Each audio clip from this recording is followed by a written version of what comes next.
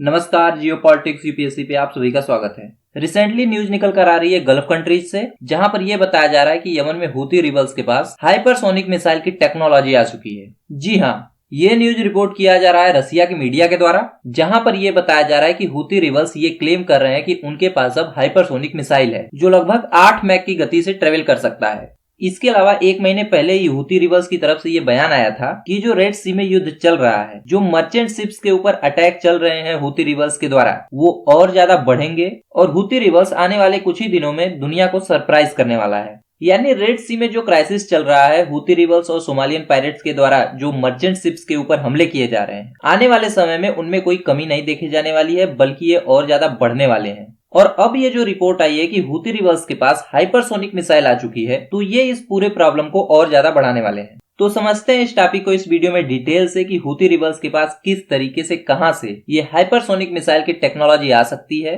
कौन कौन से देश हैं जो इस मामले में हूती रिबल्स को सपोर्ट कर सकते हैं, और हूती रिबल्स के पास हाइपरसोनिक मिसाइल होना ये रेड सी और पूरी दुनिया के लिए कितना खतरनाक हो सकता है।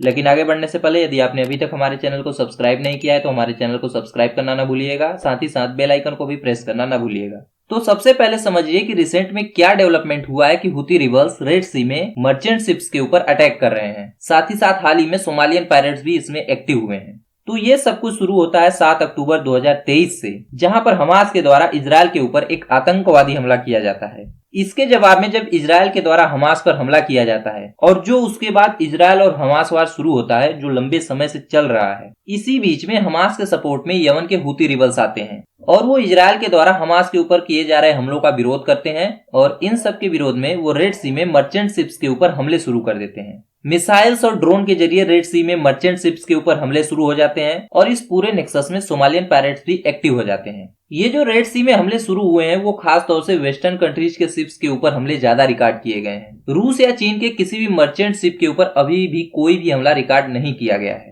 चूंकि रेड सी और गल्फ ऑफ एडन से बड़ी मात्रा में ट्रेड होता है, इसलिए इस पूरे रूट को सिक्योरिटी प्रोवाइड करने के लिए अमेरिका, ब्रिटेन समेत कई देश साथ आते हैं और वो यमन में हूती रिबल्स के ऊपर हमले शुरू कर देते हैं। लेकिन ये जो वेस्टर्न कंट्रीज के द्वारा रेड सी क्राइसिस के लिए एक ग्रुप बनाया जाता है, जिसमें अमेरिका समेत लगभग 12 देश इन्वॉल्व हैं, जो हूती रिबल्स के ऊपर हमले कर रहे हैं और इस पूरे रीजन को सिक्योरिटी प्रोवाइड कर रहे हैं, तो इसमें भारत को शामिल नहीं किया गया था। लेकिन भारत भी इन सब चीजों में पीछे नहीं है, क्योंकि इस पूरे रूट पे भारत का भी व्यापार हित समाहित है। भारत भी इस रूट से बड़े स्केल पर ट्रेड करता है, इसलिए भारत के द्वारा इस पूरे रीजन में, इंडियन ओशियन के रीजन में, अरेबियन सी के रीजन में अब तक का सबसे बड़ा नेवल डिप्लॉयमेंट किया गया है और भारत के द्वारा भी मर्चेंट शिप्स को इस पूरे रीजन में सिक्योरिटी प्रोवाइड की जा रही है। लेकिन पिछले दिनों ही हूती रिबल्स के supreme leader Abdul Malik al Houthi के द्वारा ये क्लेम किया जाता है कि उनके पास अब इस तरीके की मिसाइल है कि वो केप ऑफ गुड होप, जो साउथ अफ्रीका के सदर्न पार्ट में है, वहां तक हमले करने में सक्षम है। यानी हूती रिबल्स के द्वारा ये क्लेम किया जा रहा है कि अब उनके पास इस तरीके की मिसाइल है या उनके पास इस तरीके के हथियार आ चुके हैं जिससे वो यमन से लेकर के इस साउथ अफ्रीका के सदर्न पार्ट तक हमले कर पाने में सक्षम है। अब जाहिर सी बात है कि ये जो हूती रिबल्स और रूस के द्वारा क्लेम किया जा रहा है कि हूती रिबल्स के पास अब हाइपरसोनिक टेक्नोलॉजी आ चुकी है, वो इस तरीके की मिसाइल डेवलप करने में कामयाब हैं जो लगभग 8 मैक की गति को प्राप्त कर सकता है, यानी साउंड की स्पीड से 8 गुना ज्यादा। तो निश्चित तौर से ये पूरे रीजन के लिए बहुत ही अलार्मिंग है। यदि ये बात सत्य है तो ये इस पूरे रीजन को डिस्टेबलाइज करेगा, क्योंकि फिलहाल के समय में हाइपरसोनिक मिसाइल को रोक पाने की टेक्नोलॉजी किसी भी देश के पास नहीं है। अब आप सोचिए कि इस तरीके की टेक्नोलॉजी यदि आतंकवादियों के पास पहुंचती है तो ये दुनिया के लिए कितनी खतरनाक बात है, क्योंकि इस तरीके की टेक्नोलॉजी अभी पूरी दुनिया में डेवलप की जा रही है। इस समय विश्व में केवल चुनिंदा ही देश है जिनके पास इस तरीके की टेक्नोलॉजी अवेलेबल है। इसमें पहले स्थान पर है रूस, जिसके पास हाइपरसोनिक टेक्नोलॉजी है। यूक्रेन वार में रूस के द्वारा इसको डिमॉन्स्ट्रेट भी किया गया है। रूस की इस हाइपरसोनिक क्रूज मिसाइल का नाम है किंजल।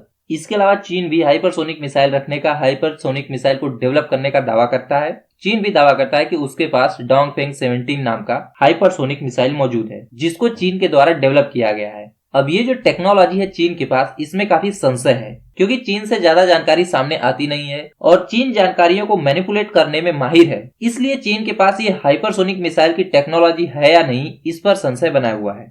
इसके अलावा कुछ ही महीनों पहले ईरान ने भी क्लेम किया था कि उसके पास अब हाइपरसोनिक मिसाइल की टेक्नोलॉजी आ चुकी है। ईरान ने एक फतह नामक हाइपरसोनिक मिसाइल को डेवलप कर लिया है। तो ये 3 देश हैं जो दुनिया में ये क्लेम करते हैं कि इनके पास हाइपरसोनिक टेक्नोलॉजी है। अब देखिए, भारत, अमेरिका और फ्रांस जैसे देश अभी भी इस टेक्नोलॉजी को डेवलप करने में लगे हुए हैं। अमेरिका जैसा देश भी अभी तक हाइपरसोनिक मिसाइल को बना पाने में कामयाब नहीं हो पाया है। भारत के द्वारा भी हाइपरसोनिक मिसाइल को लेकर के कुछ टेस्ट किए गए हैं और वो सफल भी रहे हैं, लेकिन भारत में हाइपरसोनिक मिसाइल की टेक्नोलॉजी अभी भी डेवलपिंग फेज में है, अभी वो डेवलप की जा रही है। फ्रांस और ब्रिटेन में भी कुछ ऐसा ही है, लेकिन ये जो हुती रिबल्स के द्वारा ये क्लेम किया जा रहा है कि उनके पास हाइपरसोनिक मिसाइल की टेक्नोलॉजी है, ये दुनिया को आश्चर्य में डालता है कि किस तरीके से एक आतंकवादी संगठन के पास इस तरीके की इतनी एडवांस टेक्नोलॉजी आ सकती है। क्योंकि देखिए, हाइपरसोनिक क्रूज मिसाइल को बना पाना इतना आसान नहीं है, या हाइपरसोनिक मिसाइल को भी बना पाना इतना आसान नहीं है, क्योंकि ये टेक्नोलॉजी बहुत ही एडवांस है और इसमें रिसर्च की बहुत आवश्यकता पड़ती है। इसके अलावा इन मिसाइल्स को बनाने में जिन मटेरियल्स का इस्तेमाल किया जाता है उसमें भी बहुत रिसर्च की आवश्यकता होती है, जो एक आतंकवादी संगठन नहीं कर सकता है। तो यदि ये बात सत्य है कि हुती रिबल्स के पास फिलहाल के समय में हाइपरसोनिक मिसाइल की टेक्नोलॉजी आ चुकी है, तो इसमें यह बात तय है कि हुती रिबल्स को किसी अन्य देश के द्वारा सपोर्ट किया जा रहा है, जिनके पास इस तरीके की टेक्नोलॉजी पहले से ही मौजूद है। और इस तरीके की टेक्नोलॉजी को क्लेम करने वाले देश हैं चीन, रूस और ईरान। और खास बात यह है कि हमास, कुर्द फोर्सेस और हुती रिबल्स ये ईरान के प्रॉक्सीज हैं। ईरान ने इनके इशारे पूरे वेस्ट एशिया में युद्ध को छेड़ रखा है। तो प्रश्न यहाँ पर यह आता है कि क्या इस तरीके की टेक्नोलॉजी, इस तरीके की एडवांस टेक्नोलॉजी, हाइपरसोनिक मिसाइल की एडवांस टेक्नोलॉजी ईरान के द्वारा हुती रिबल्स को, जो कि एक आतंकवादी संगठन है, जो कि ईरान का ही एक प्रॉक्सी है, उसको ट्रांसफर की जा रही है। और यदि ये बात सत्य है तो ये बहुत ही ज्यादा अलार्मिंग है, क्योंकि ये बताया जा रहा है कि अमेरिका और ईरान के बीच में इस साल की शुरुआत में ही, इस साल के जनवरी महीने में ही मीटिंग हुई थी ओमान में, जहां पर दोनों देशों के बीच में ईरान की प्रॉक्सीज और ईरान के न्यूक्लियर प्रोग्राम को लेकर के डिस्कशन हुआ था।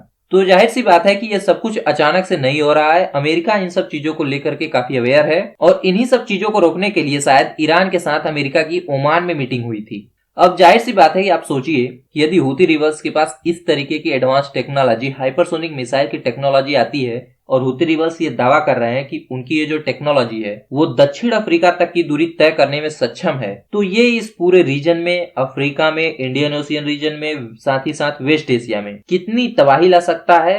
पहले से ही इस रीजन में जो इतनी कॉम्प्लिकेटेड चीजें चल रही हैं, जो इतना युद्धग्रस्त ये पूरा रीजन हो चुका है, इसमें ये आग में घी डालने का काम करेगा। क्योंकि यमन के हुती विद्रोही इस टेक्नोलॉजी का उपयोग केवल रेड सी में नहीं करने वाले हैं, केवल मर्चेंट शिप्स के ऊपर नहीं करने वाले हैं। इस मिसाइल का इस्तेमाल वो इजराइल के ऊपर कर सकते हैं और साथ ही साथ इससे सऊदी अरब के ऊपर भी बहुत ज्यादा खतरा मंडराता है, क्योंकि हुती विद्रोही और सऊदी अरब के बीच में लंबे समय से एक युद्ध चल रहा है। और ऐसे में यदि यह बात सत्य साबित होती है कि हुती रिबल्स के पास इस तरीके की टेक्नोलॉजी आ चुकी है, तो ये इस पूरे रीजन को डिस्टेबलाइज कर देगा। यहाँ पर आपको बताता चलूं कि सऊदी अरब और यमन के बीच में युद्ध इसलिए चल रहा है कि साल 2014 में यमन की राजधानी सना में यमन की इलेक्टेड गवर्नमेंट को हटा करके हुती रिबल्स वहां पे कब्जा कर लेते हैं और यमन की चुनी हुई सरकार यहाँ से पहुंचती है सऊदी अरब में, जहां से वो गवर्नमेंट ऑफ एग्जाइल के तौर पे सऊदी अरब से यमन में सरकार चला रही है। और उसी सरकार के बिहाफ पे सऊदी अरब के द्वारा यमन में 2015 से ही हुती रिबल्स के अगेंस्ट हमले किए जा रहे हैं।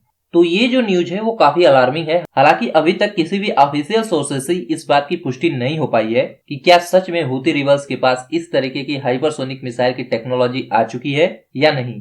तो ये आने वाले दिनों में ही पता चलने वाला है कि इस पूरे रीजन में क्या होने वाला है। तो फिलहाल इस वीडियो में इतना ही।